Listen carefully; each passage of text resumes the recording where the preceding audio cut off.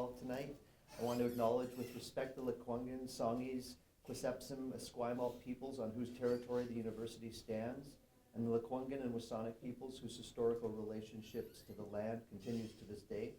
I'm very grateful to be with you here today as a guest on these lands for our very first Orion Lecture of the academic year.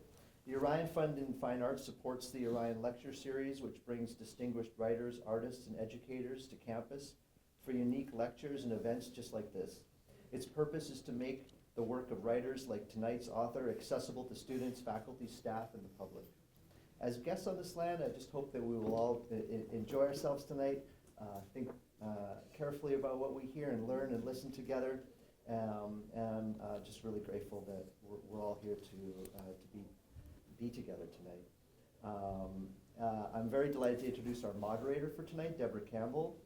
Deborah Campbell is an associate professor here in the writing department at UVic and the author of 2 books, both nonfiction. The first, This Heated Place, Encounters in the Promised Land, and more recently, A Disappearance in Damascus.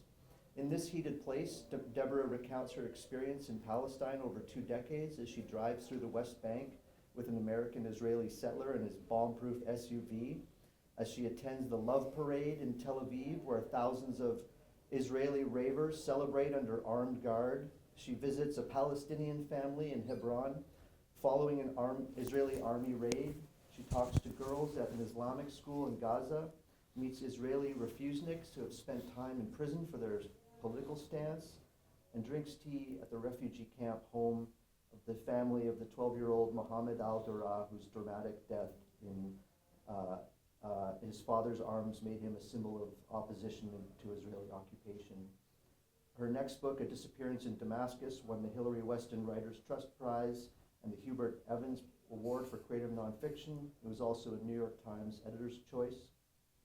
Deborah published in 7 languages in a dozen countries and has written for Harper's, The Guardian, The Economist, Foreign Policy, New Scientist, and The Walrus, as well as the New York Times and many others.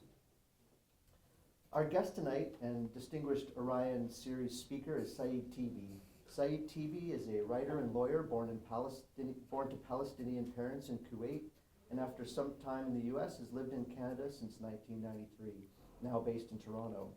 His debut collection of short stories, her First Palestinian, here, it was published in 2022 with House of Anansi Press and was named a finalist for the Atwood Gibson Writers' Trust Prize and the Evergreen Award, the Rakuten Kobo Emerging Writer Award, and the Danuta Gleed Literary Award. The title story, Her First Palestinian, was shortlisted for the 2021 CBC Short Story Prize. These intense, engrossing stories are described as plunging into the lives of characters grappling with their experience as Palestinian immigrants to Canada. A doctor in one story teaches his girlfriend about his country only for her to fall into a consuming obsession with the Middle East conflict. A math professor in another story risks his family's destruction by slandering the king of a despotic, oil-rich country. A university student invents an imaginary girlfriend to fit in with his callous, womanizing roommates. A lawyer takes on the impossible mission of becoming a body smuggler. These taut, compelling stories engage the immigrant experience and reflect the Palestinian diaspora with grace and insight. Saeed Teebi was at work on his first novel when the attacks on Gaza began in 2023, and as it's quoted in promotion for the new book, the violence and cruelty of these attacks, accompanied by the assent and silence of international governments, stunned many across the globe, like Teebi, into a state of permanent horror. In his incisive work, Teebi explores with searing, razor-sharp prose the effects of genocide on the bodies, minds, and imaginations of Palestinians, especially, and humanity in general. I would like to please welcome Deborah Campbell and Saeed Teebi.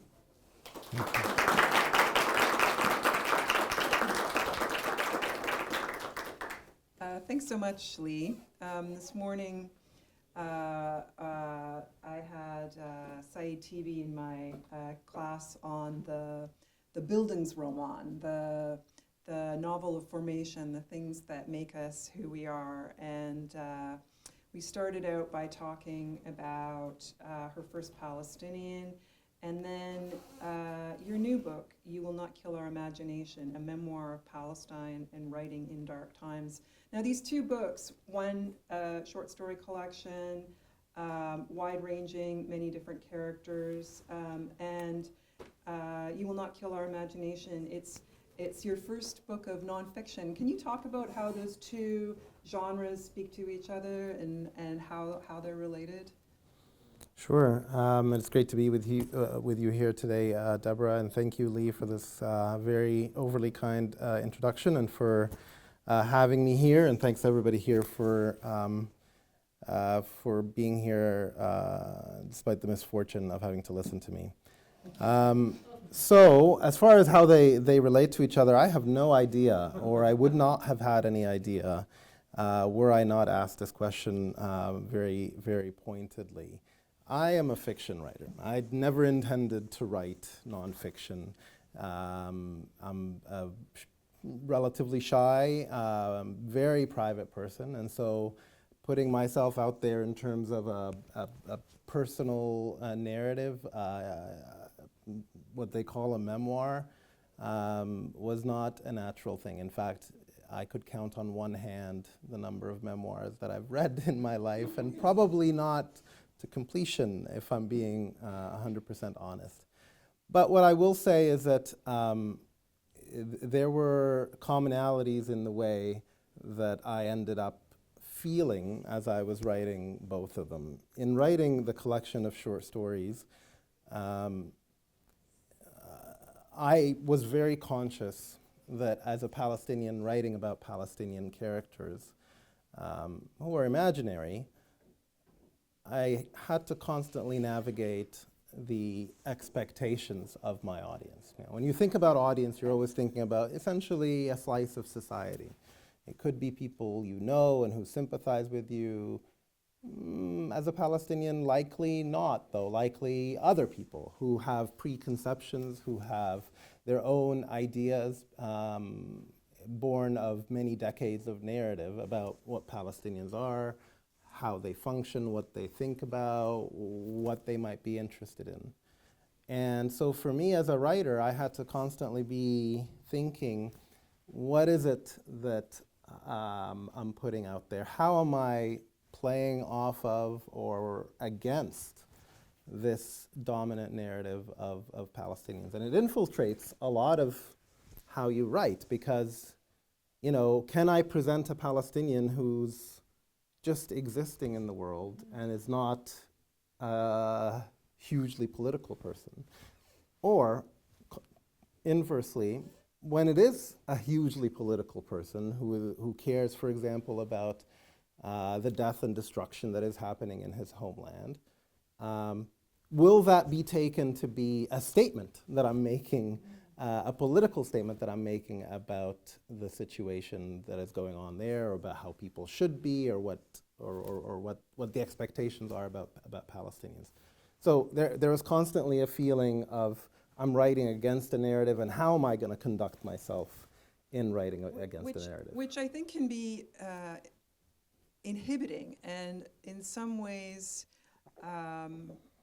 it could have been a deforming process. You talk about how a counter-narrative is in part defined by what it seeks to renounce. There's a burden of hyper-intentionality, an evangelist burden. Mm-hmm. And one of the things that I've found in your writing is that you have managed to, as you say, present characters who are simply themselves, as opposed to entirely defined by, right. by your burden as a writer. But often your characters are defined by the burdens of the context that they're within. Mm-hmm. So even if they are not what an audience would expect, they're still defined by the context of either their Palestinianness or maybe the global context, the conflict context, etc. Yeah, and I did that using one simple trick, and that is to not care about the audience so much. right? And not to write for the audience. And what I mean about not to write for the audience is not to worry about the person who's going to receive my work in the worst way. Not to worry about the person who thinks that Palestinians are barbaric, that Palestinians are ready to kill people. Those are, in fact, the people I should care about the least. Instead, what I decided to do for the purposes of my yellow book, the first book, is to write as if I'm writing to, like, my sister, right? Somebody very much alike to me, who has my same values, has my same, importantly, level of knowledge, of history, of expertise, of Palestinian identity, but doesn't know the specific story that I'm telling. And that was incredibly liberating, because now I'm no longer writing against anything. Now I'm writing for someone, to tell someone a story. And it's actually extremely hard to do. Extremely hard to do, not because it's so tricky, but because I, even myself, as somebody who's lived in the West for 35 plus years, I'm weighed down by a ton of narrative myself. Yes. And I have to fight within me in order to get to that freedom. But I constantly thought, okay, what if I'm writing to my brother? What if I'm writing to my sister? What if I'm writing to my mother? People so close to you that there's almost an identity. I mean, there is an identity with them. And so for me, transitioning from that to writing in nonfiction, going back to your original question, what do they share? In nonfiction, I'm telling essentially my story, how I came to understand about myself that I'm weighed down by all this narrative. Yes. And it's not something that's necessarily obvious to you. Your biases are frequently things that you have to disentangle from very consciously, but first you have to recognize them. Yeah, and there is, I want to talk also about your journey through that, but that is one of the through lines of the book, is finding your way through that to that place of freedom as an artist. I wonder if you could just read us a short passage from You Will Not Kill Our Imagination, the part that starts, "The greatest battleground in any war is always that of story." Sure. So this is from my chapter called Stories and Their Telling. A lot of this book is about the stories that we tell ourselves and that we're allowed to tell. And so I wanted to talk about that in the context of the Gaza war that we've just seen and continue to see. The greatest battleground in any war is always that of story. It is the heady spray of raison d'être that clears the path for strategy, whether the strategy is military, political, social, or economic. In my view, Israel's greatest accomplishment is that, even decades after its colonial inception, its story has remained in the foreground, while the stories of Palestinian natives to the land continue to exist in relative obscurity. Of course, the obscurity of the Palestinian story is a manufactured one, a whole cloth tailored to fit snug over the minds of Western audiences. It takes forms too numerous to count, from the suppression of our news, however significant, beneath the seams of the front page, to the compacting of our bodies into bloodless statistics, to the amplification of the sins of the occupied and the expunging of the sins of the occupier, to the passive voice and other pet tools of the gatekeepers of narrative. All this is necessary because the Palestinian story is, in its very existence, a refutation of the founding Zionist mythology of a land without people. Whenever it did trickle out of obscurity, the Palestinian story came with limits that mirror those on Palestinian bodies.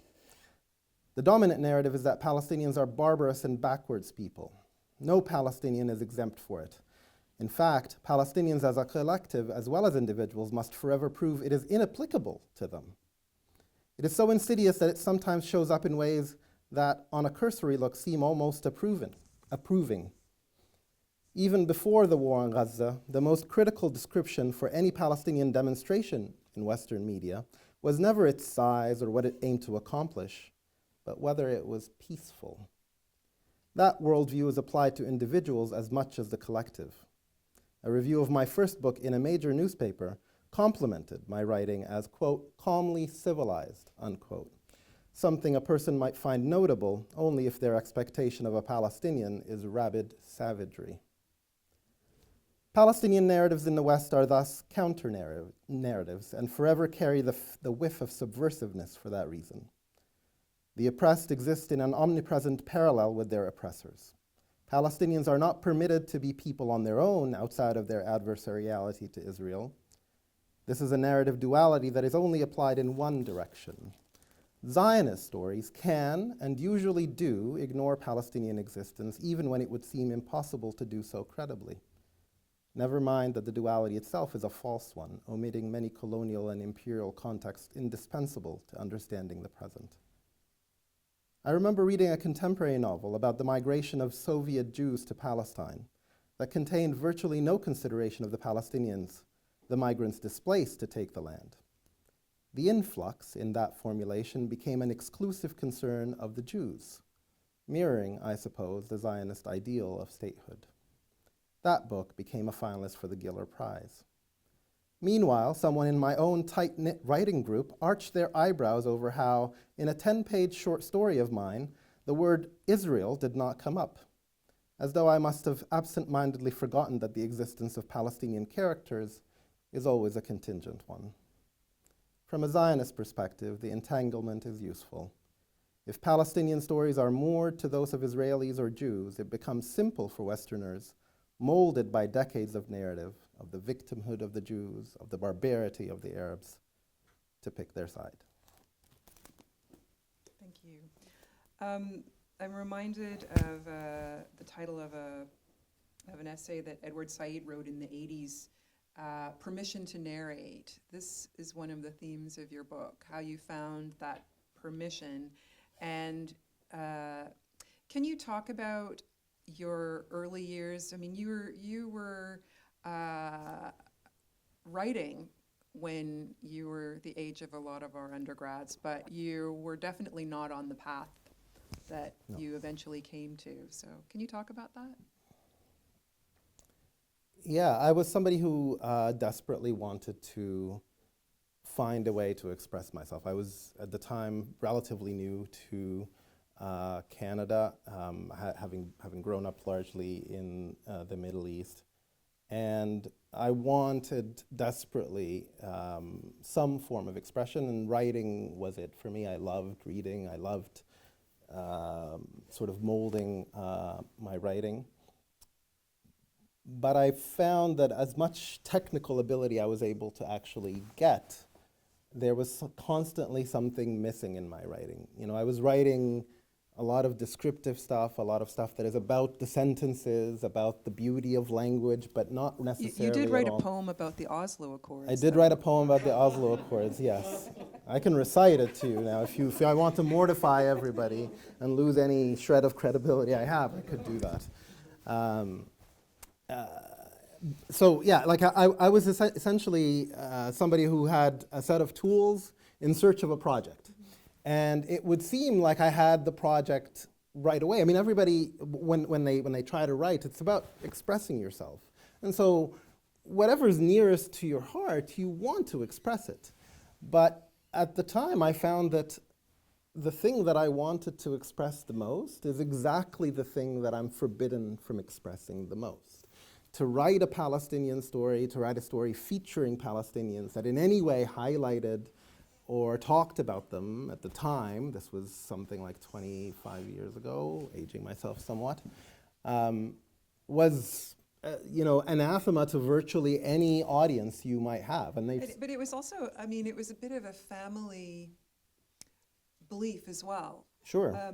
I think it's worth taking us back a little bit in your personal history to the messages, I guess, that your family had to follow. Right. Yeah. So when I'm talking about wanting to write about that, that was my rebellion against my family. I grew up in a family of refugees of the Nakba of 1948 in Kuwait. My grandparents were exiled, and my parents were born in exile. And my father, as well as his father, both had constructed some very strict rules for us about what we can and can't say or think about. And they were rules born essentially out of fear, being precarious in a new country that you didn't have citizenship in, that you were not necessarily permanent in, means that you have to watch yourself. You have to be very aware of your surroundings. You have to make sure not to piss anybody off. You have to make sure that you're saying the right thing all the time with the right level of deference. And so there were topics that were simply not allowed. And one of them was any kind of highlighting of our identity. You're allowed to say that you're Palestinian as long as you also say, but I love it here. You're allowed to say that you're Palestinian as long as you say, oh, but everything that our ruler is doing with respect to the Palestinian is super great by me. You know, they haven't, you know, lifted a finger, but that's actually the right thing in the long run to do. And so those rules meant that also my father was very much against teaching us anything very substantive about Palestine. And so for me, I grew up with this strange set of understandings about myself that here I was not from here, and I was from somewhere else, but I don't know why I was from somewhere else. And why can't I express myself about that? Why can't I be free with that? So when I reached university and happened to be in the West, I felt the combination of my being now an adult and now being in this supposedly free place, I could just do whatever I wanted. I could just say whatever I wanted, express myself however I wanted. And being fairly headstrong and relatively stupid, I started doing that. And what you find, and I talk about this in the book extensively, is that there's a significant antipathy and counter-reaction to expressing your Palestinianness, or certainly there was at the time. And it doesn't necessarily come in the very obvious ways, although it also comes in very obvious ways. I remember once I wrote an op-ed in the school newspaper for my university, and I don't really remember what the op-ed was about, except for the fact that I used the word Palestine in it, and the university newspaper allowed it to happen. This would never happen in a real newspaper. They don't allow you, just for your information, to use the word Palestine. But the school newspaper allowed it. The very next week, there was a full-page spread just denouncing my use of the word Palestine and saying, actually, this person should never be allowed to write.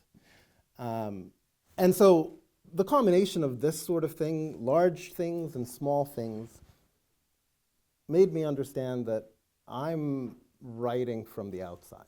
I'm writing from an outside that I'm actually not allowed to be on the inside. And so that's when I became uncertain about how to write narratives, how to express myself, how to write even stories featuring imaginary characters. I wrote a lot of stories with characters named Jack and Amanda, and I didn't know on a close level any Jacks or Amandas, right?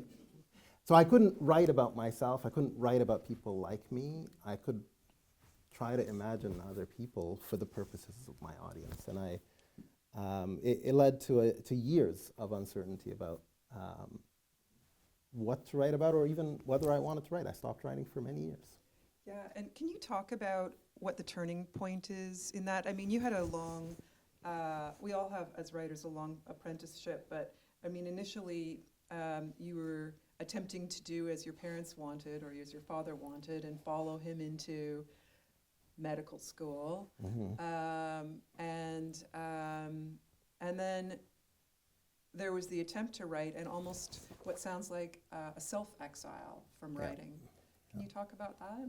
Sure. Yeah, I think at one point I just kind of decided that I'm going to write anyway. I'm going to write some kind of narrative. I think I was spurred by like an unfriendly competition with someone, where I decided to publish a story, to try to publish a story for the purposes of a contest. And I submitted the story. I worked on it like I'd never worked on something before. Before the story, I'd never submitted anything, but this time I was like, I'm going to win this contest. It's going to happen for me. I know I'm good enough. And I remember I told my wife at the time that I'm going to win. And so once you tell your wife, that's it. got to do it, otherwise this promise is broken.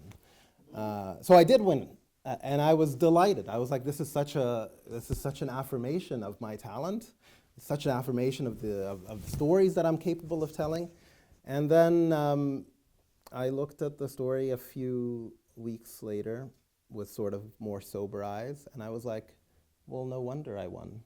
And the story, long story short, was essentially about, it gave every single trope about Arabs or Muslims in the span of a very short period, that they're barbaric, that they have a strange, like an awful sexual appetite, that they prey on other cultures. Everything was in that story. In other words, I had given the judges of this contest everything they wanted to hear from me. Right? I always think about, if you go to Indigo and look at the international table, right? And look at the kinds of books that they have in the international table. They're all of some kind of oppression happening in the East, followed by a journey to the West, where they are now, the protagonist of these stories are finally free and can tell their story to the world. And these kinds of narratives are, don't get me wrong, valuable and important, because they're human stories. In many cases, they reflect real things. Not in all cases, in many cases, they reflect real things. But they are the only kind of story that we're allowed to tell. And I, with my narrative, with my little short story narrative that won, had told a similar narrative. So I actually realized in that moment that I couldn't actually trust myself, that I was too stupid at that moment, or too weighed down by my own biases that I've absorbed, to be able to write in the way that I think is authentic to me. And so I stopped writing for many years. But you came back. I did come back, yeah. And was that sort of happening almost without you thinking about it? Was it, had you reached a place in your life where you felt like you didn't care anymore? I mean, what was that evolution for yourself in terms of freeing yourself? Yeah, I think as you get older, you get more aware of who you are, and B, less caring of the approval of other people. And for me, both of these things happened, where I started to understand myself more deeply. I started to see my flaws more clearly in a way that I had been blind to when I was younger. But also, I no longer cared as much about the approval of others. My existence didn't feel so contingent on the approval of others anymore. And so I was able to, through those two things, simply have a better understanding of myself. And that wasn't something that I consciously realized, okay, now I'm ready. I just started putting pen to paper again. And this was like a good 12, 13 years after I abandoned writing. So it took a long time. But when I started putting pen to paper, I was like, I think this makes sense. I'm much less afraid. I'm writing in a way that I don't mind reading. These are the narratives that I want for myself and for the world from me. And yeah, it was strange to me to feel happy with something I wrote.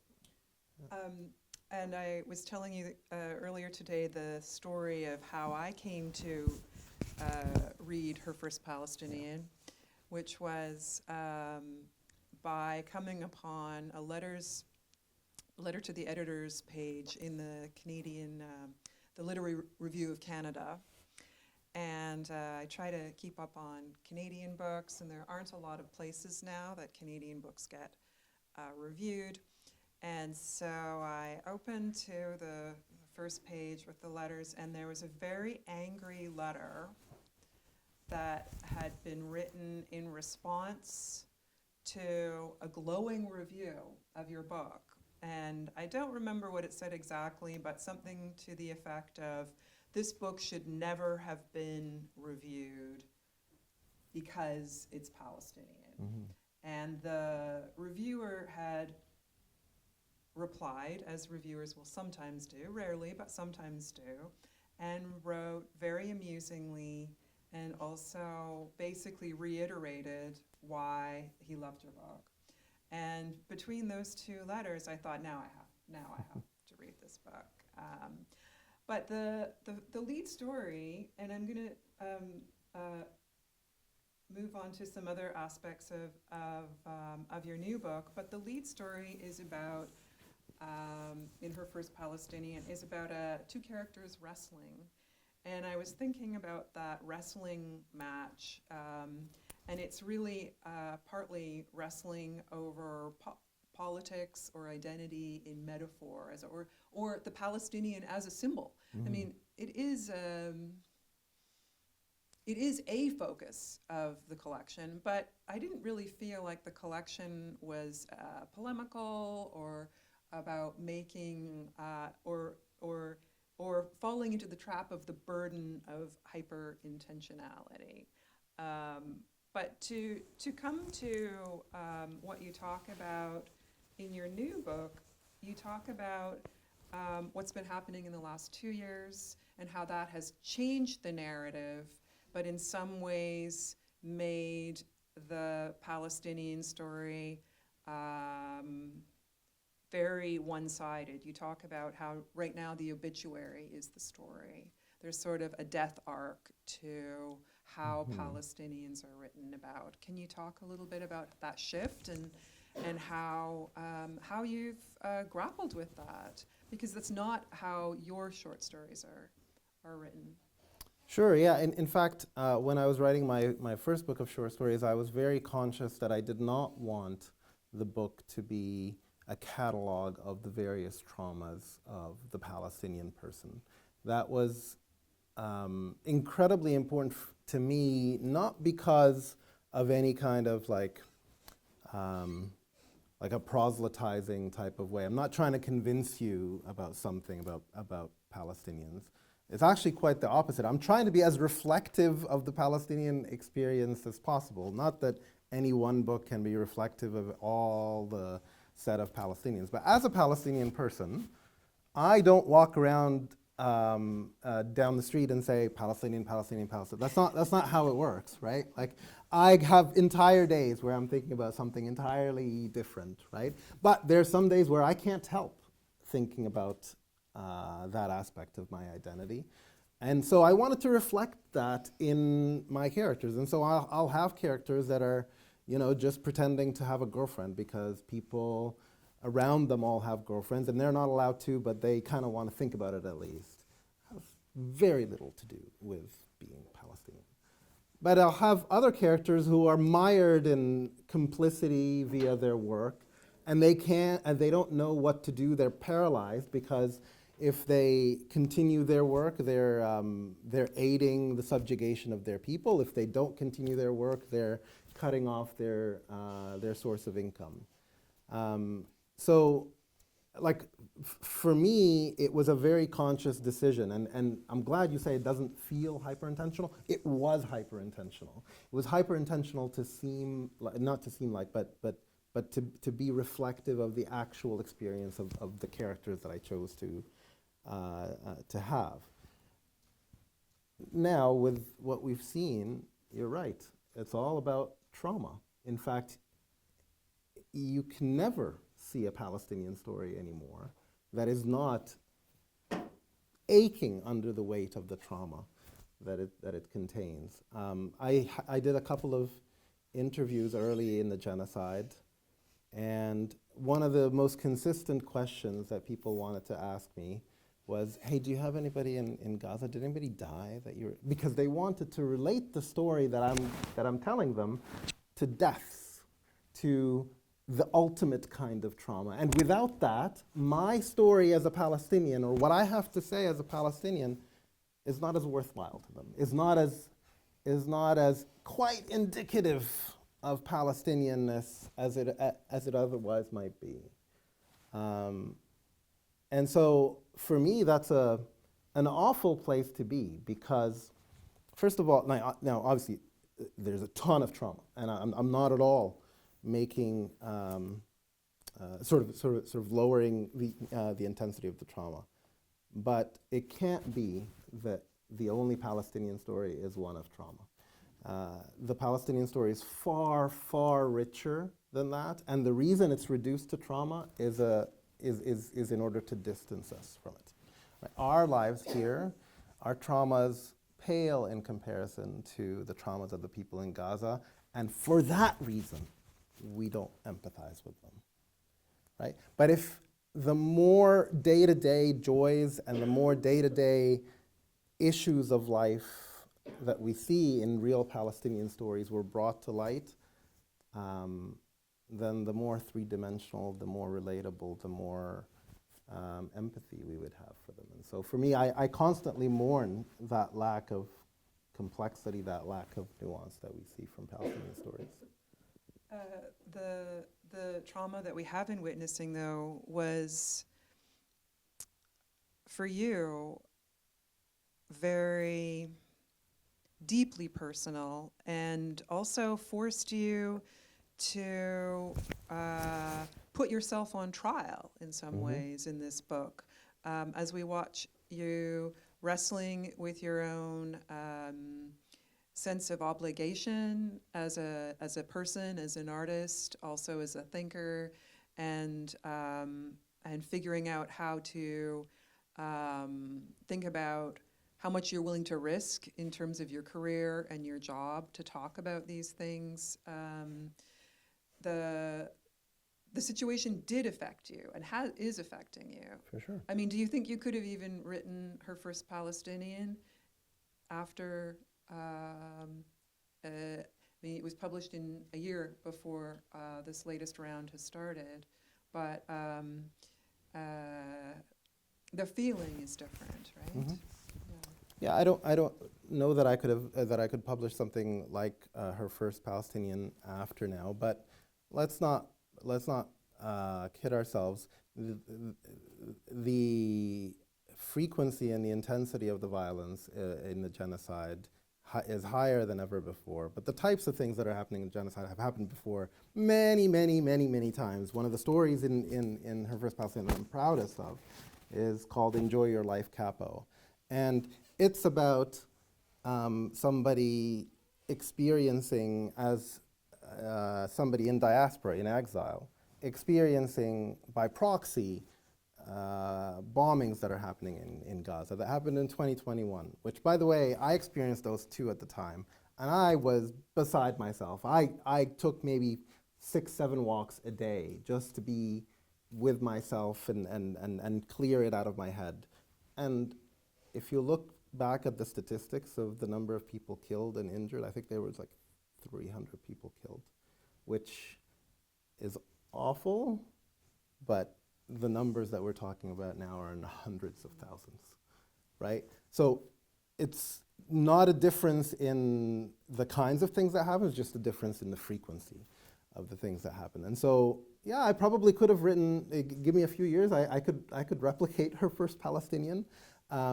But I will say, I would never have written this book were it not for this genocide, and that's because I'm somebody who's very, again, I'm somebody who cares very much about art, who cares very much about fiction in particular. Yes. And this one is not that. This one is more an attempt to understand myself, so that hopefully we find community as people who care about those same things in understanding ourselves better. In a time when language is forbidden so much, I think it's important to sort of think about why language might be forbidden. The African writer Ngugi wa Thiong'o, he was very big proponent of the preservation of African languages. And the reason he was is because he thought that language is what gives people a sense of community, what gives a community its soul and its strength, right? And for me, I don't have an African language. I have Arabic, but for me, English is my community. And being able to use English the way we need to use to express to each other what we need to express is critical.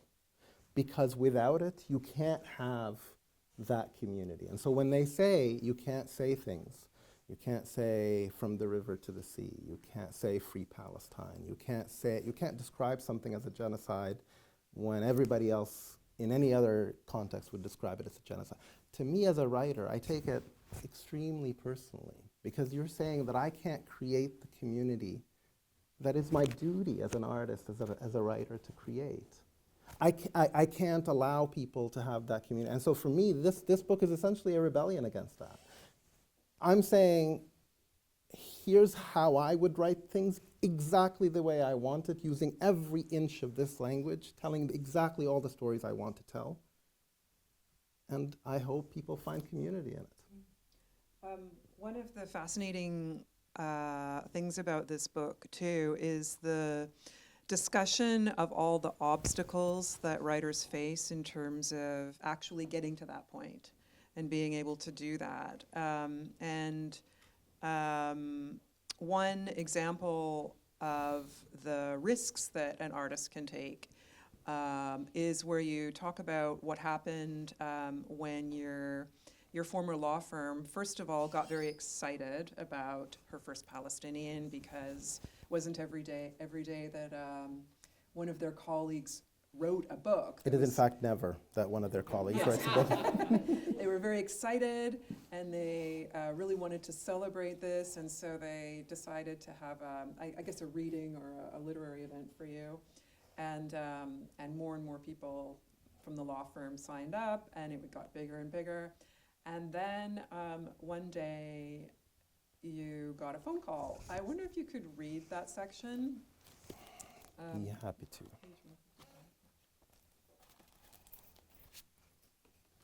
Yeah, so I got a phone call a week before the event was meant to take place. Do you have time to speak? I received this one-line, actually it starts with an email. This one-line email as I was driving through downtown Toronto on a rainy October afternoon, my car slipping and sliding on the wet street. It was from one of the event organizers at my former law firm. I had exchanged a few emails with them in recent weeks about this or that logistical issue that needed ironing out, so a request for a conversation, presumably to expedite things, did not surprise me. I found an underground parking lot, checked my cell phone reception, and took the call. "Hi, Saeed, it's so great to hear your voice." Instead of my contact on the other line, it was a cloying, sing-song voice I did not immediately recognize. The woman introduced herself as the head of DEI at the firm. This both jogged my memory of her and also should have been my first clue. "Saeed, thank you so much for getting on the line so quickly. How are you? Oh my goodness, let me just start by saying we are so excited about the success of your book. We have been monitoring with such joy the accolades it's receiving already. You know, we still think of you as one of our own, and we could not be any more proud." Years ago, I had maybe nodded at this person in the hall once or twice. "Okay," I replied. "Thank you very much. That's very kind. What's up?" "Well, as I said, we are so proud and so very excited about your great achievements. The reason I'm calling is that, as you know, we have an event scheduled with you that's coming up soon. And I just wanted to let you know personally, and I want you to know this is not what any of us wanted, but just to say that we will not be able to host your event any longer." At first, I couldn't quite follow, so I reiterated what I heard. "Wait, am I understanding you right that you're canceling the event? Is that what you mean? Can you tell me why?" "Well, first of all, Saeed, what I would hate is for you to feel put out by this, at all. You really should not be at all. But it's just that recently we received some concerns from some lawyers, and we think," "What kind of concerns?" "Well, this is of course by no means intended to reflect anything about you or your book. But the concerns we have heard are that an event like this could endanger the psychological safety of some members of our firm." That's what it boils down to. I know you, as a lawyer yourself, appreciate we have to take that sort of thing seriously. So what makes the most sense in light of everything is to no longer have the event. And it goes without saying that we continue to watch with admiration your achievements and will always root for you. I think I speak for many when I say I was too stunned to remember what I managed in response. I might have lingered on the word psychological safety, because lingering on words is a primary mode of mine. Questions began to precipitate too quickly for me to disentangle them in real life.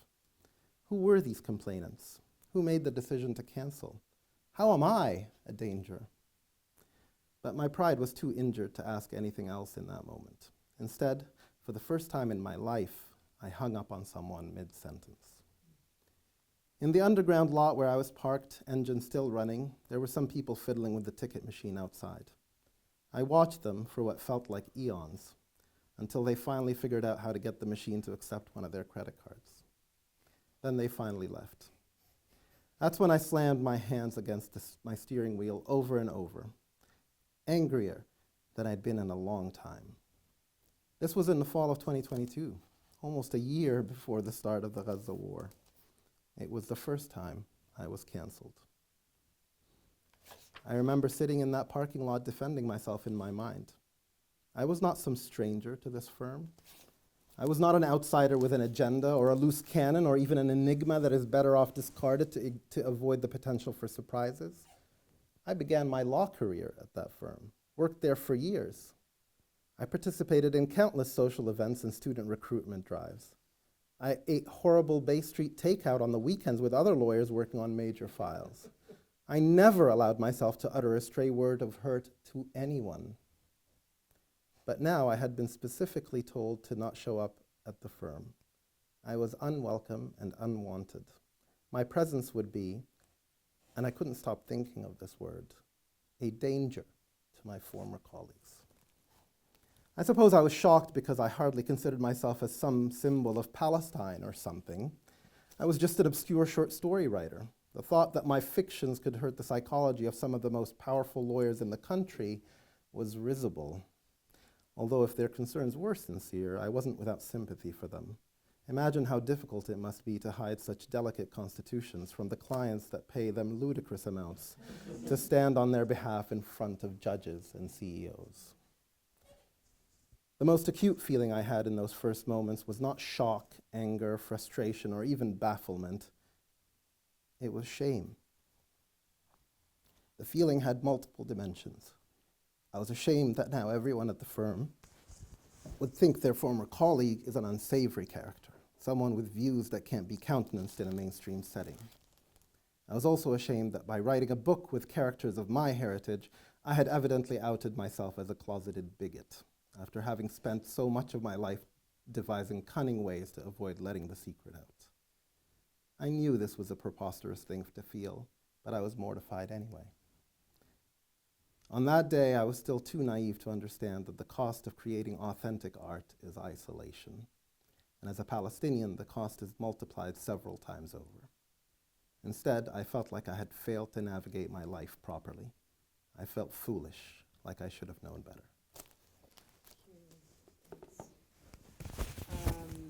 Yeah, you talk about how, and cancellation, the way that shame accrues to the person who's canceled, but it's also about the audience. Sure, yeah. Can you talk about that?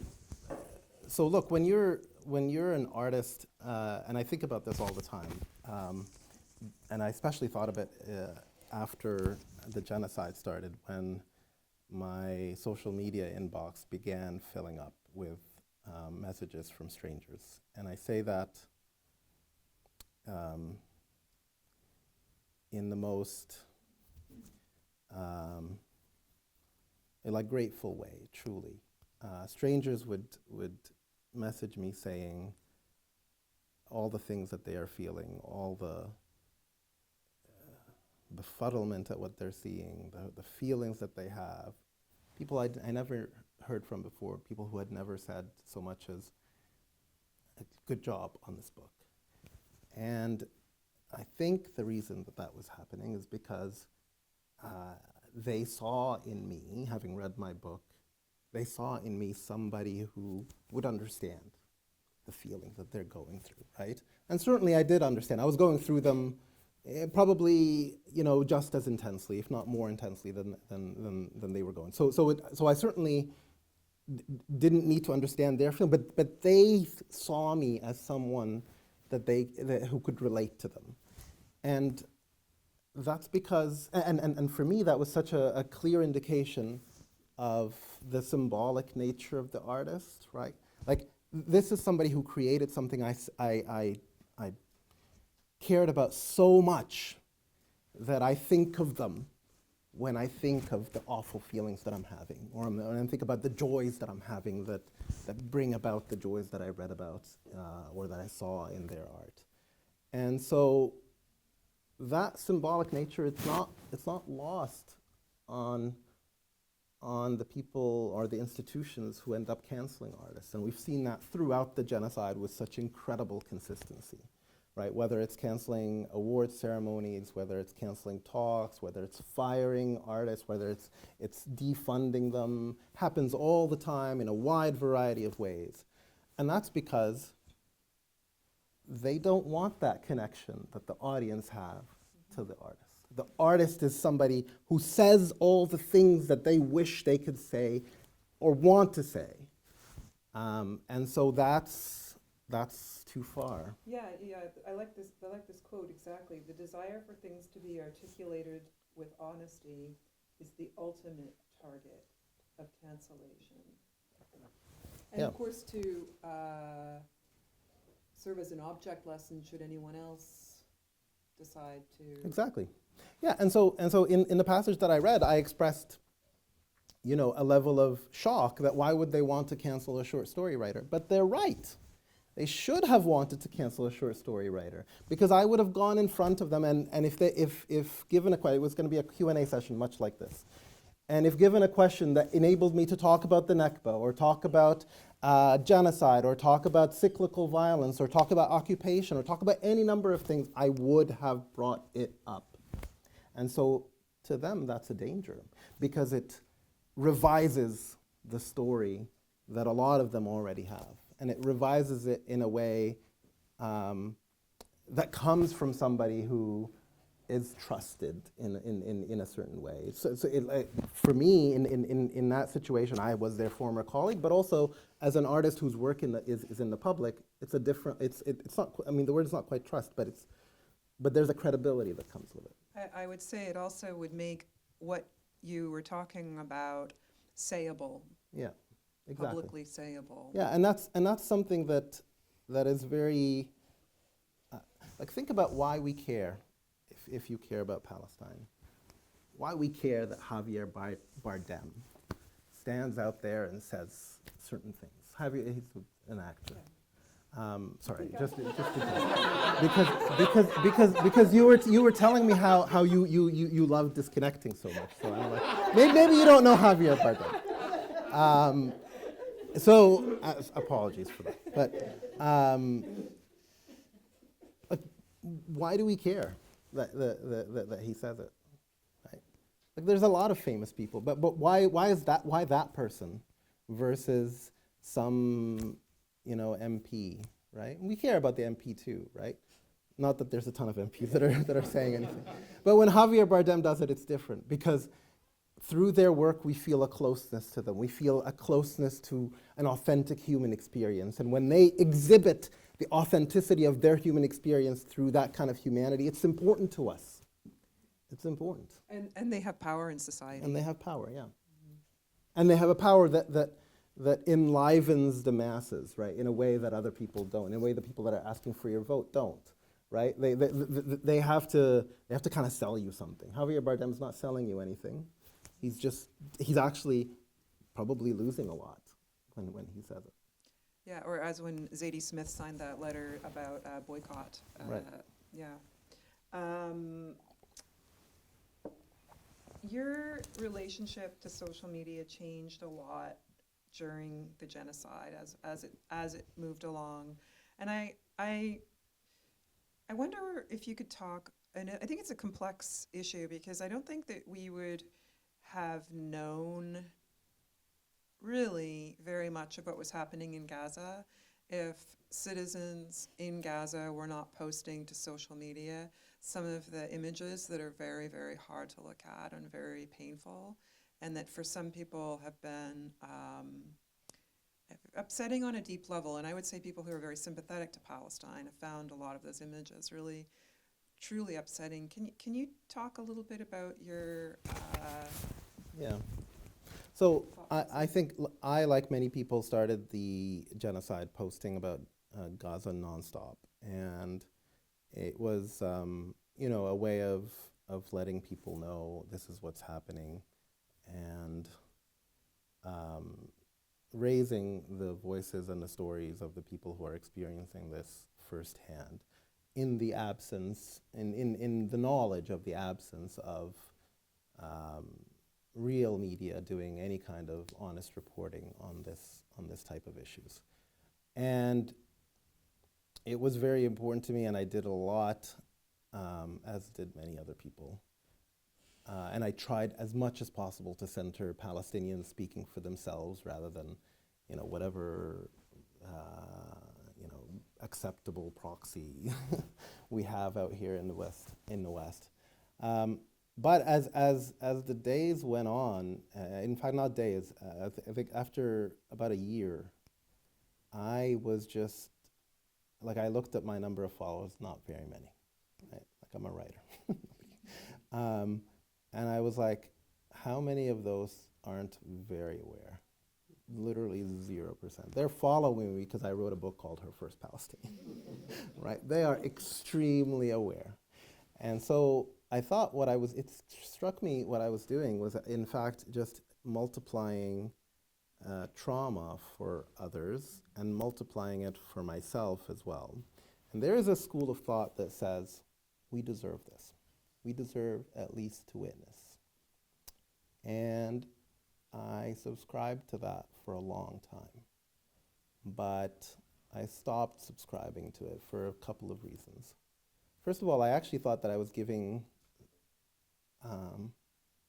the people in Gaza still to this day will tell you to send our stories to the world, because they actually can't believe that people are seeing their stories and also not doing anything. They cannot comprehend it, right? And so for me, I'm telling you, they have seen it and they don't care. That's my message to them. That's number one. But also, the trauma was inhibiting the stuff that I could do. So we are not obligated to wallow in trauma to the point where we are as traumatized psychologically as they are bodily. If by preserving ourselves, we preserve our ability to do something about it. So I was actually disabling myself from writing, from thinking clearly, from even working on my job that I get paid for, and that I, was channeling as much of my income as possible to that. I was disabling myself from doing that, and I thought that doesn't make any sense, and certainly doesn't make any sense in the name of retransmitting to my audience, who already is very much on side, these additional images. And so for me, I just stopped. And I also stopped, importantly, because I felt protective over those people. And that's when somebody is brandishing their infant who has been disemboweled, they want you to see them, but nobody's seeing you. Nobody's seeing you the way that you want them to see you. And I can't engage in that delusion. They felt too precious to me. I would never show my infant if they were disemboweled. I just would never. But they're doing it because they think that it's going to help. It's just not. So there has to be other things I can do. There has to be other things, more productive things that I can do. I can come here and I can talk about this because I didn't look at these images today, or I looked at them only for 10 minutes rather than the 2 hours that my trauma-addicted brain wants me to look at it for. And so that's why I stopped sharing. It's not out of a belief that it doesn't matter. It does matter, and sharing is important, but we have to work in a smarter way, and we have to work on the right things. Most of the population already knows, and actually cares, and it's changed public opinion, but we've got to do more than that now. I think you expressed something that I really share, which is early on in the book, a surprise at the sudden turn of public opinion. I've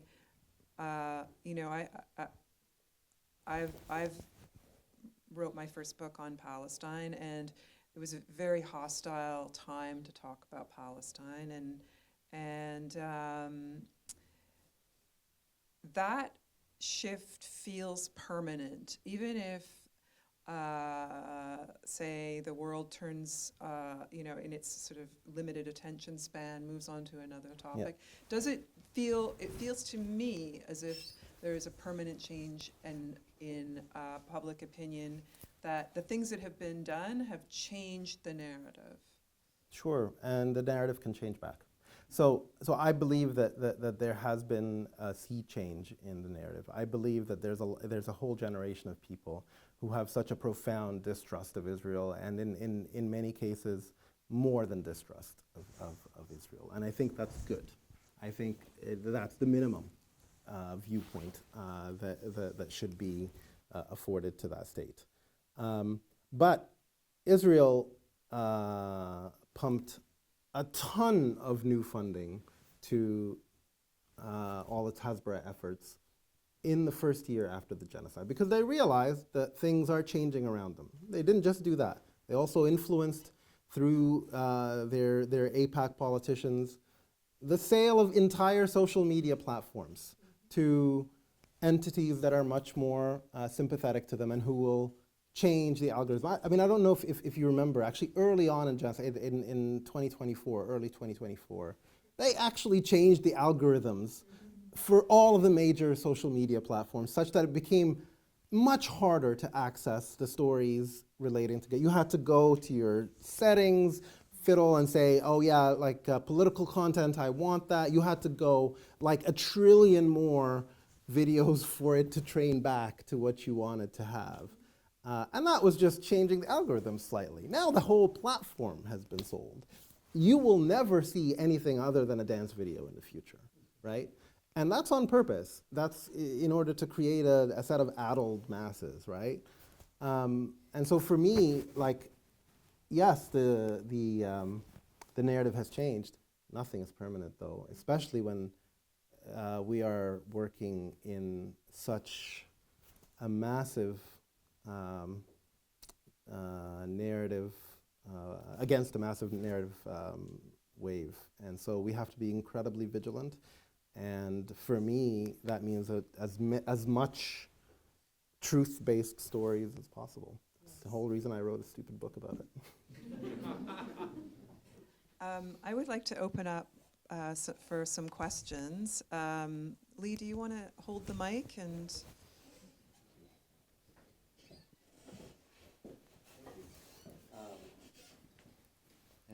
thank you both for such an amazing conversation already, and for that terrific, very powerful, funny, poignant, and very telling bit of reading. Thank you.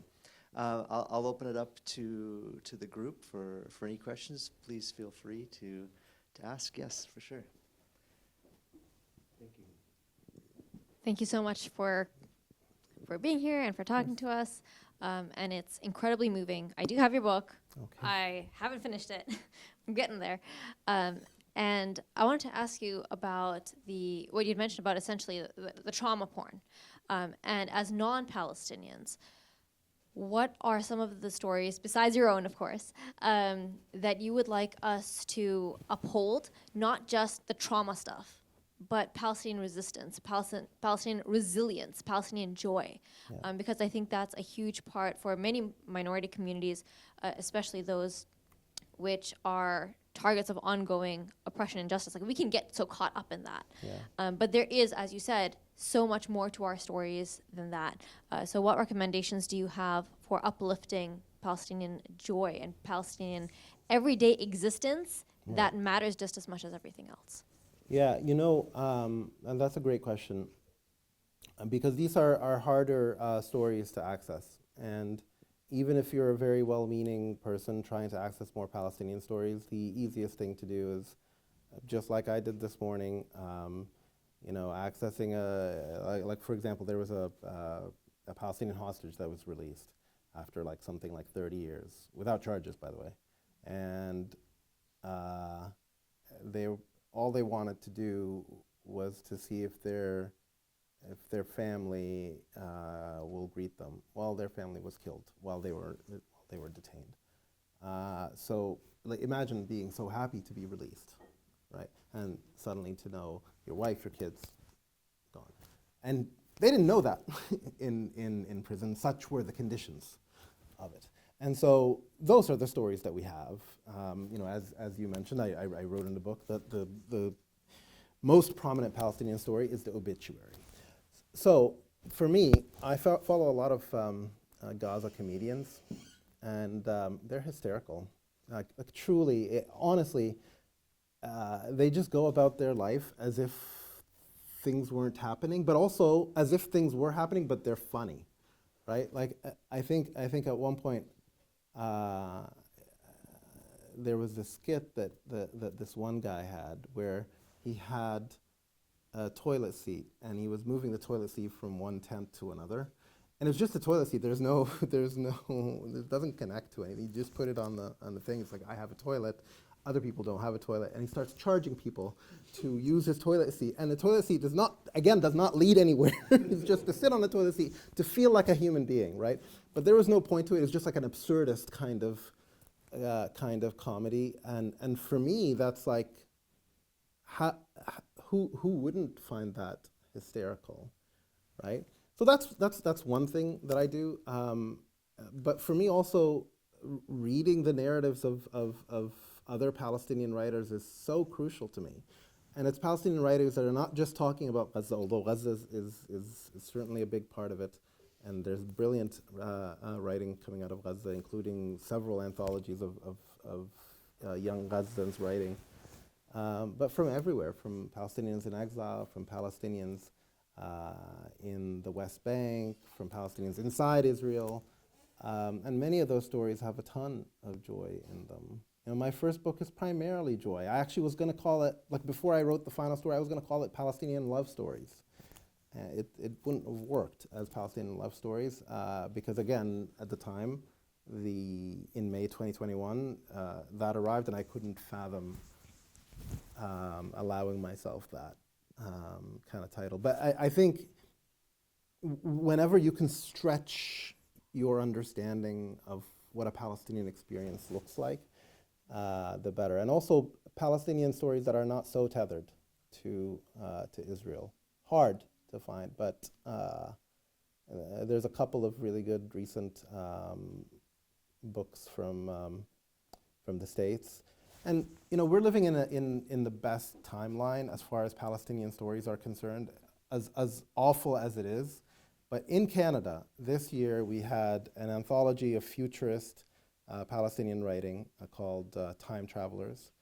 There was a writer called Zaina Sleiman who published a novel about two friends going back to Lebanon and Palestine to retrace their ancestry and do other things love-related, which is actually good. And then there's a book by somebody called Ziad Saadi about a coming out in the States as a Palestinian person.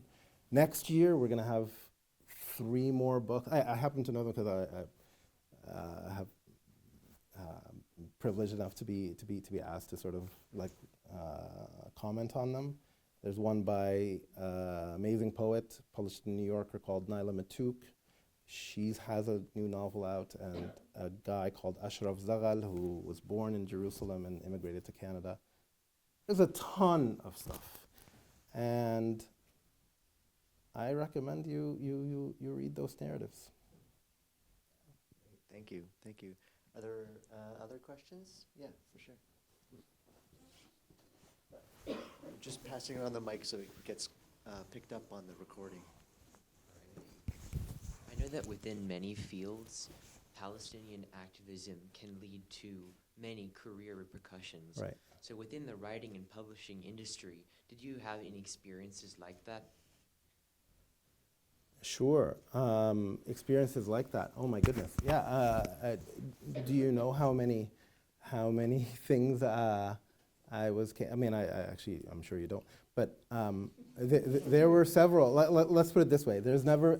It's always a question whether a event that I'm involved in is actually going to go through as planned, whether an interview somebody has scheduled for me is actually going to happen, whether a panel I'm on is going to proceed under the same rules that it was agreed to initially, and whether an interview, just between all of us, a lot of the interviews, for example, that you see by Palestinians are heavily edited. They're not what the Palestinians said, right? They're what's palatable to be published, and I'm no exception to that. So there's tons of repercussions. Not to mention the tons of like friendships and connections that go away, whether because I want them to go away and I'm not prepared to be part of them or not, both in publishing and otherwise, or because the other side suddenly decided this person is too noisy for my liking. So, and it extends to, I would say publishing is among the less toxic types of workplaces. The medical field, the legal field, academia can be quite awful. And the repercussions are far more permanent. For example, and I talk about this in the book, very early on during Israel's assault, people in law firms and legal departments around the country started monitoring their employees for what their social media likes were. If they liked the wrong post, they would go on a blacklist, a hiring blacklist, such that they can't be hired elsewhere. And it included students, law students, who would be starting their career already on a blacklist. So yeah, there's tons of repercussions like that. Are there other questions from the audience? We're glad to take any questions folks have. Yeah, thank you. My question is connected. Did your daughter get her sprinkle donut? She's off donuts now. She's off donuts, but thank you for I that, suppose for what that, I for want that to know question. is, She's more into candy now. She's more into candy, so that was dated. Matured. Yeah, she's matured. Yeah, donuts are, yeah. It's more, the donuts are real, have always been for me, really, more so than my daughter. What I want to know is, were the consequences of speaking your truth what you expected? Well, it's early days. So, you know, my book was published on the 30th of last month. But hey, if you've never had an article about you on Yahoo News, and then looked at the 94 comments on it that accumulated within the first day, and all of them are some version of comparing you to Nazi leaders, then you know you're missing some experience in your life. You shared that on your Instagram. I did, yeah, just for fun, yeah. Those were some horrifying statements in the comments. I was actually. I mean, it's the comments. So obviously there's a baseline of expectation that everybody has, and a ceiling for intelligence that people have. But still, you know, like it's just the article was just, hey, there's this Palestinian writer. It was unexpectedly low, though. The level of conduct in those comments. I was shocked. Thank you for these questions. Are there still others? We'd be happy to take any questions. A great opportunity to talk with the author, of course. Thank you. You spoke about internalizing those external narratives and how they held you back from writing. What would your advice be in terms of when you are writing, that balance between, do I explain things for the audience, knowing that they don't share your background, your culture, your history, and just telling the story and expecting them to go research it. I think a fear that many in your position might have is, if I just let them go research it, where are they going to end up? Right. That's at least a lot of my fear writing as a Muslim writer specifically. You know, how much exposition do you give? Do you explain this, that, and the other and preemptively assuage the toxic, unhealthy, incorrect narratives that they have Yeah. about us? Or do you just tell your story and figure, you know what, if they don't know what it is, they can go Google it. But knowing that if they Google it, they're going to end up down probably a horrific rabbit hole of further bigotry and prejudice. That's a great question. And there's no one-size-fits-all answer to it. It just depends on what you want your narrative to sound like. So for me, my answer is always, I'm not going to do virtually any exposition. However, as a writer, there's such a thing called writing craft. And so I've got to find a way to make tiny little concessions to readability. So I'll give you an example. Do you have my first book by any chance? Thank you. Thank you so much. I don't have it. In the first story called Her First Palestinian, right? I'm writing somebody who's talking about themselves, introducing their new partner to their background. But he's telling his own story. He's not telling the story to this partner that doesn't know anything. So if he's telling his own story, he wouldn't actually explain anything. And it would feel weird to explain something. So, in the third paragraph, our initial discussions were informal and took place between embraces. After she quickly devoured the basics and asked for more, I realized I had to create a sort of ad hoc curriculum for Nadia. So I did. I summarized all the major historical milestones. Okay? If somebody doesn't know the historical milestones, they'd be like, okay, which historical milestones?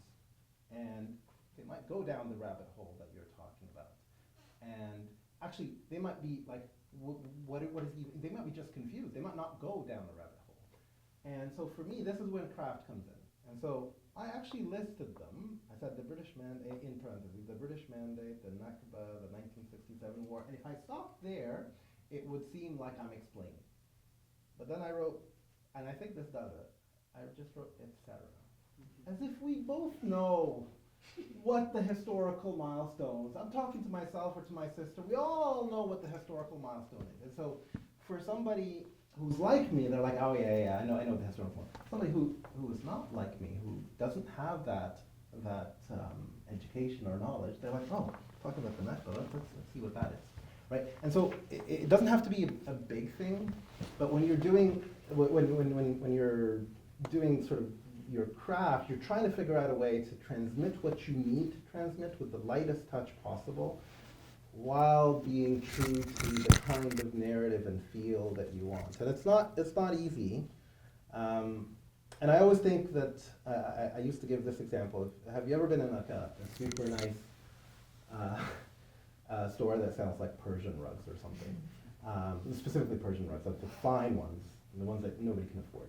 And I would frequently go in there, and if you look at the rug from one position, you'd be like, oh, that's a beautiful green rug. If you then turn around and go to the other side, it would be like a silver rug. And you're like, how does that work? And it's the same thing with like Pixar movies, right? Like both children and adults are laughing, but they're laughing at different things, even though they're in the same sentence. And so for me, a lot of times, I'm making that craft concession to my audience, where I'm giving certain people some things and giving other people other things. I'll give you another example from that same story. Sorry, I love craft questions. So, Nadia took to the cause immediately. She had a lot of outrage. Do you realize that you're an indigenous population, she asked. I did. Do you realize that they are trying to prevent you from engaging in even the most peaceful forms of protest, she demanded. I did. Okay, so for a lot of people here, I'm actually making a joke, right? It's funny. For some people reading it, they're like, oh, they're an indigenous population? Right? Which protest are they going to? It's actually like a conversation. It's like a not a conversation, but like a mind starter, right? And I'm not at all trying to exclude people. In fact, I'm trying to invite people in. And it's hard to do when you're trying to create an authentic narrative, but as a writer, you have to do it.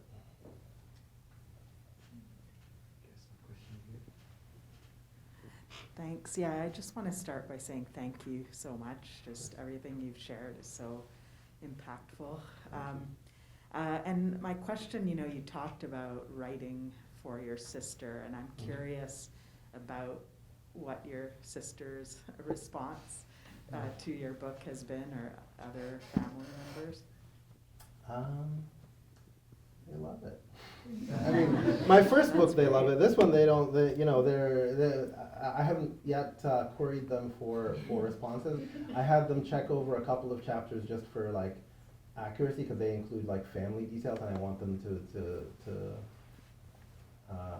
to be on board with the stuff that I said. Not that I consider it like an authorized like type of thing, but like, am I misremembering this? You have a different view of it. But as far as the collection of short stories, I mean, I think they were quite surprised that it did so well. They were like, people read Palestinian things now? Like, is that a thing? But you just have to put the story out there and hopefully do it in a way that again invites people. But I think people are actually starved for this sort of thing. People are not getting enough. They're underserved.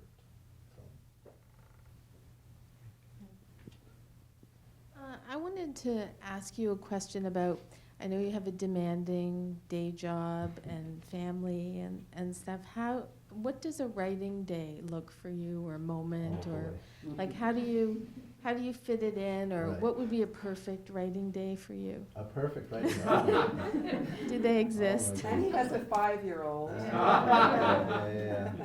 A perfect writing day is people have to clear out because as soon as my daughter starts banging on the door, that's it. That's the end of the day. But yeah, I think so. For example, when I wrote this book, I took 2 months off from work in order to write it. I was lucky enough to have a residency. Like, I was a writer in residence at Western University, so it gave me the opportunity to take 2 months unpaid from my job, which was good because there's nothing that replaces the freshness of working first thing and throughout the day on it. It was awful to work for 8 to 10 hours a day on this, but I was able to finish it very quickly. So I think, like with any writer, the most important thing is not at all inspiration. Whoever told you it's inspiration is totally lying. Is more in love with the mystery of writing than with the actual craft. It's just sitting in the seat and doing it. So if the perfect writing day is just, I get to go for a walk, think about what I'm going to write, and I get to go and actually realize that I can't write what I just thought about. I have to write something I thought about much earlier.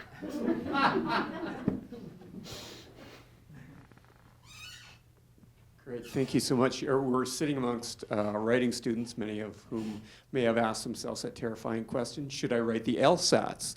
Do you want to talk, you've worked as a lawyer, Yeah. do you want to talk about how both your training and your experience as a lawyer has either helped and or kind of hindered your evolution, both as a fiction writer, but also that transition into writing nonfiction, essay, memoir? And your father's disappointment that you... Right. Yeah, I don't think my father was disappointed that I'm a writer. My father was disappointed mainly that I wasn't a doctor. And he's dead now. He's been dead for a long time. I still think he's probably disappointed. But if you're thinking of writing the LSAT, you should do it. You should do it. So I would never tell you throw everything away and become a writer, because I didn't do that, right? And I still don't do that. I'm still a lawyer and I practice every day. And I actually think it's nice for me. If I had to produce writing every single day in the volume that I do, I would not have the appetite for it. But that's just me. And everybody is different. You have to do what makes sense to you. Writing is not very highly remunerative, compensatory.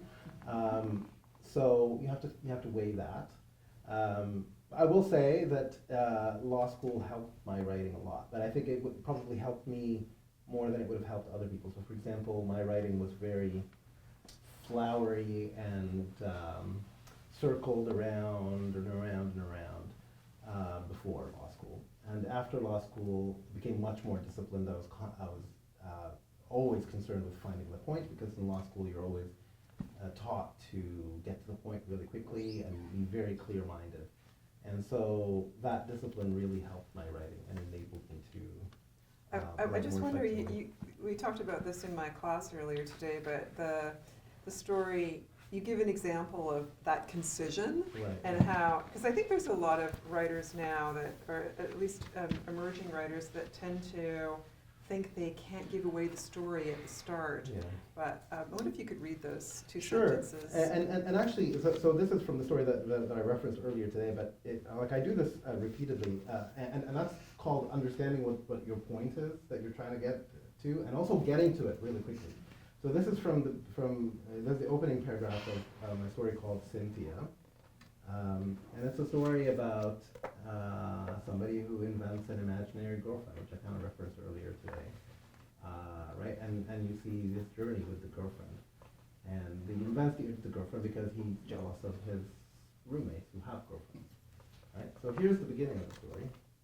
For some time in his early 20s, when he was still on his student visa, Nader maintained a relationship with an imaginary girlfriend. It was a pretense that he kept up to fit in with his roommates, who were seeing their own quite real women. This is the entire story. And that's my first paragraph. And I'm just going to go on to elaborate on it. The story's not going to be any different. But also, I do that everywhere. So her First Palestinian, this is the title story.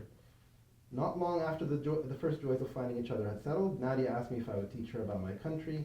It was inevitable. The walls of my Toronto apartment were conspicuously covered with Palestinian artifacts, and donation brochures featuring Gazan children were often lying around.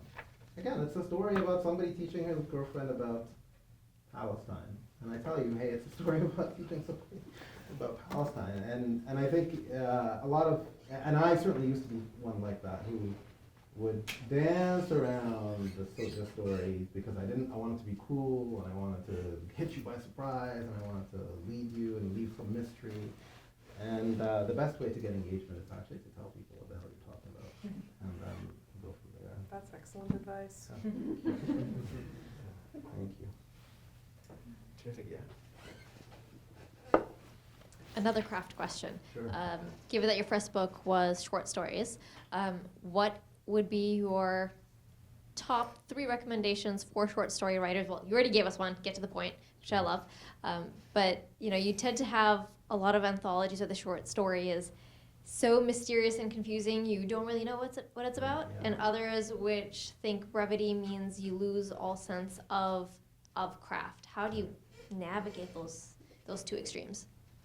Oh boy, no, you don't navigate those 2 extremes. When it comes to short stories, really, truly get to the point. Like, you don't have, just by the nature of the short story, there's no time, right? I taught a couple of short story courses, and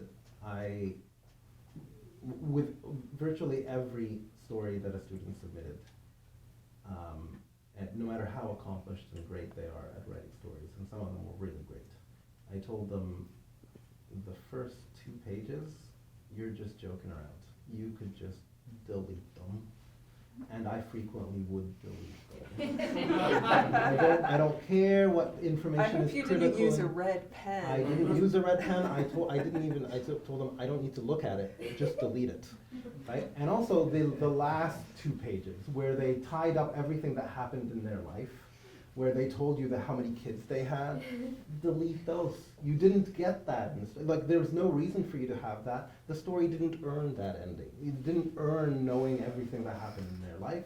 You barely know what happened in their day. And so there's not much time in the story. So you really need to get to it. So actually, I wrote her first half, the title story, for a class. It was a creative writing class that I took in order to get myself back in the habit of writing. And I had been I wrote so much for that class to just work on this first story that I could submit. I wrote something like 35 or 40 pages. And it was 2 days before I was supposed to submit the story. And I was like, first of all, I can't submit a story that's 35 to 40 pages. I'm allowed to submit 7.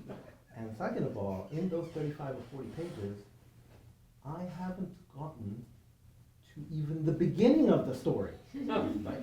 I've gotten to the point where I think I've introduced the characters, but they haven't done anything. They haven't done anything. And so I scrapped it all because I only had so much time left. And I just said, okay, for this submission, let's just write a summary of the story that I had in my mind. And this story, as it exists, is the summary. It's just the summary of what I thought about. And so if you think you're being brief, you can be briefer. And so there's no balance there. With a novel, if you want to waste people's time, write a novel, then you can go a lot. I'm just joking. I love novelists. It's just not their idea of what's relevant. You have a novel, you were beginning it, and then it got interrupted by world events, tragic world events. Had you tried writing a novel before? Do you have some, like I do, in shelves that no one will ever see? Yeah. No, I don't think I have that. Mainly because I'm wise enough to have destroyed stuff, or because I didn't back them up. But no. How do you approach the novel? Is it different from a short story? Yeah, for sure. So for me, I always err on the side of brevity, and this novel is no exception. It's very almost maddeningly brief. But I think with a novel you have a lot more space to tackle. So if in a story, I always tell people, you have an opportunity to tackle maybe one theme, 1.5 themes. In a novel, you can have more, and you can have more characters, and you can do things that in a short story you can't. And also, but I will say that in a novel it's more limiting because your experiment better work, because people are going to spend a lot of time on it, and if it's not working, then they'll abandon it. But a short story, like, what's the worst thing that can happen? The 10 pages are wasted? We'll move on to another story of yours. So I think it's more a mentality shift for me that, I can have more breadth. I can cover greater topics more so than in a short story, but I also have to train myself that people's expectations are of a greater level of connection and a greater level of intimacy with the characters, which doesn't necessarily come naturally to a short story writer. That's a good question. Can I ask one more? Sure, yeah. I'm wondering, did you have any books that served as mentors for your writing? Did you have authors or books you would return to as teaching tools for you when you were learning the craft? Yeah, while I was writing this book, I have certain authors that I love, but they're less helpful because the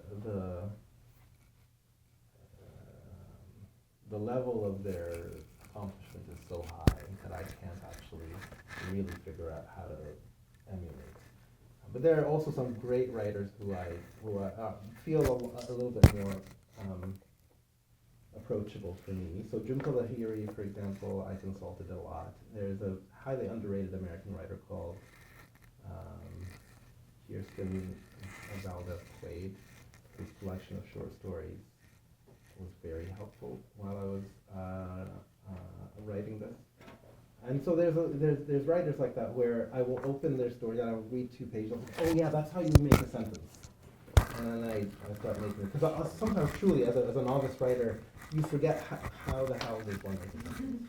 And for the nonfiction, it was very hard. I had to figure out what nonfiction even sounded like. So I read a couple of Ta-Nehisi Coates. I read some James Baldwin. I read people like that.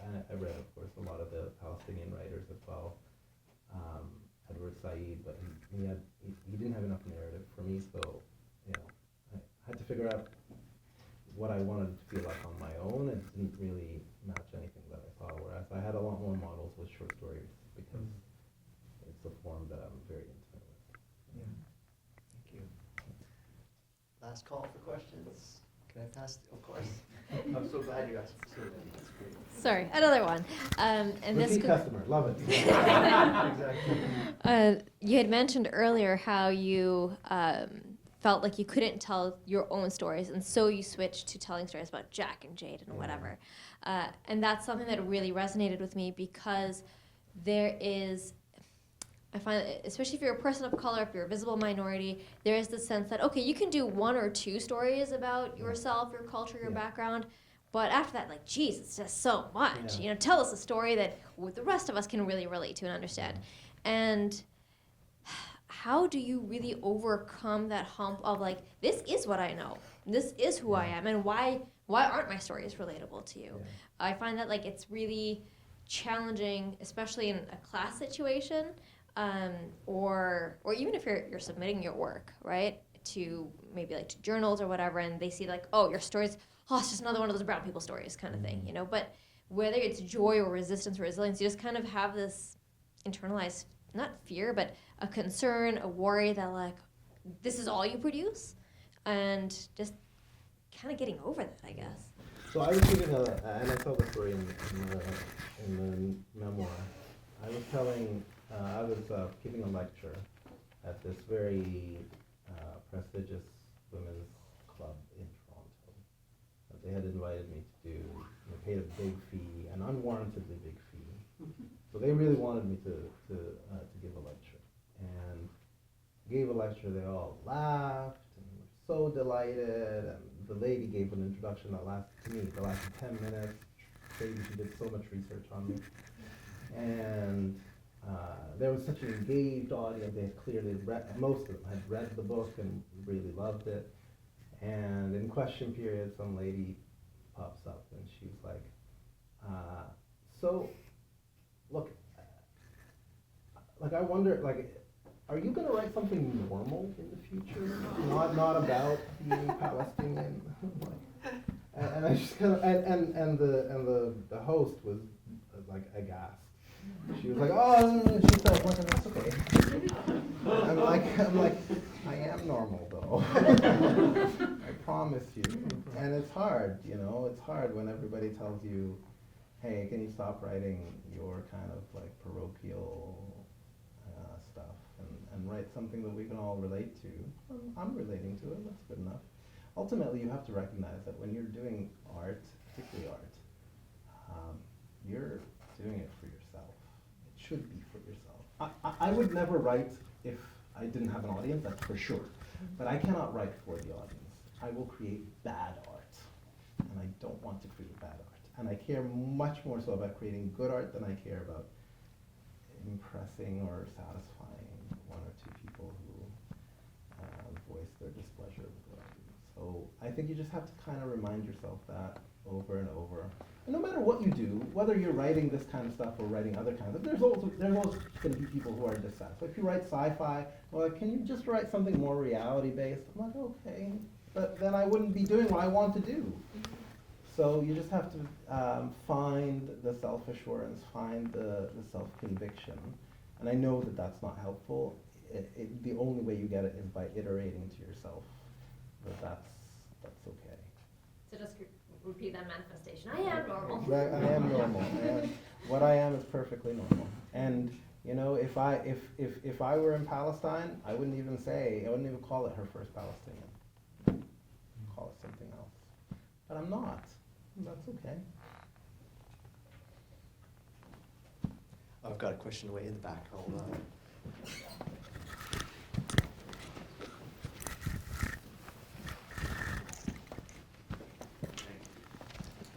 I was just wondering, when you're talking about creating your stories and that process, and then while you were being a lawyer, did fear creep in with saying, oh, if I create these stories, you talked about people being blacklisted. Yeah.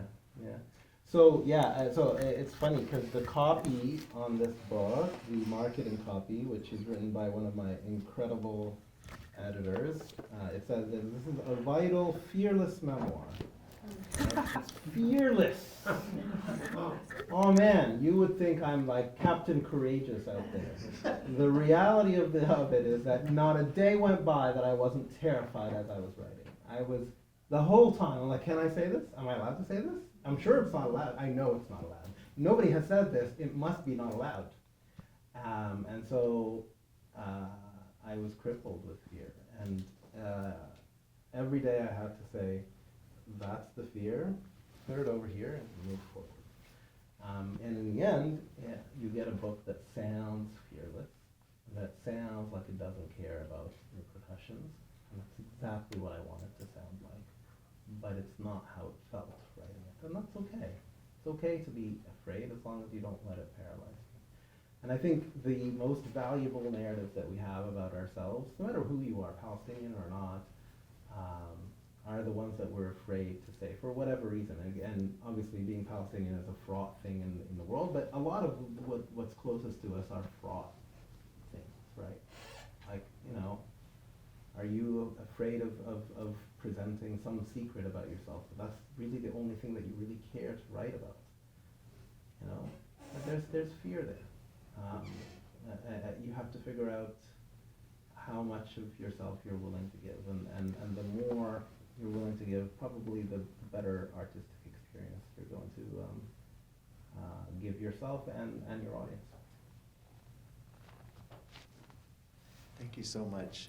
I really loved what you said about when you were thinking about audience for your first book, you thought, well, I want to write this for my sister so that it would be something that she could relate to and it would resonate with her and it would feel like it was speaking to her and from her perspective. That really spoke with me, to me, and it reminded me of something a university creative writing instructor once told to me, an old Irish poet who I could barely understand on the best of days. But one time he said that when you're writing, we all are secretly writing for one person, that there's someone in our hearts that we're really trying to speak to and articulate something to, that if we can just make them happy or connect with them, that we've done our job. And I immediately had someone in my mind, and then he said, and for me, it's my mammy. I was so touched.